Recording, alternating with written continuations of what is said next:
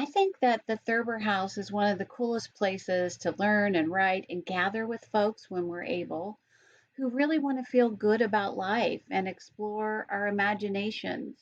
I've been so delighted that the Thurber House was able to pivot over the course of the last year to have more online programming from all kinds of author events and writing workshops and education programs. Thurber House just doesn't disappoint. I know this summer there are a series of writing studios and camps for kids. I hope folks will check that out on your website. I really like the studio that's for the older kids. That's pretty awesome. And of course, the Thurber Prize for American Humor is a really, really big deal. It's probably one of the most esteemed recognitions of humor writing in the world, not just Ohio, not just the United States, but in the world. The prize, as you know, is coming up pretty quickly, and even though it's a virtual premiere celebrating humor writing and James Thurber's legacy, it is going to be fabulous. At the taping of this message, the Ohio Arts Council is celebrating winners too.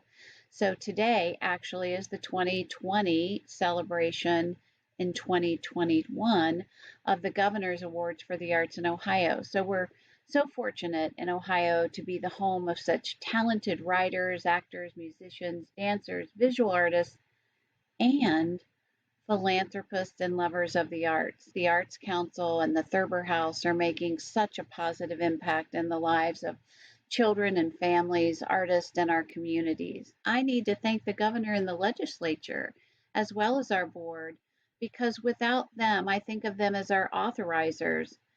We would not have the funding that we have in our state. We all know the arts create jobs, they improve competitiveness, and they anchor our communities. Arts learning opportunities educate, inspire, and equip our kids and the youth of our communities with creative skills they need to compete in today's advanced economy. In Ohio, our public investment in the arts through the OAC is less than 4/100ths of 1% of the state's total general revenue fund, but it produces a huge return on investment. A recent study from Bowling Green State University demonstrates that Ohio's arts sector supported nearly 290,000 jobs, contributed nearly $41 billion to the state's economy. But due to COVID-19, the next set of economic data we collect will tell a different story. The resilience and continued cultural contributions,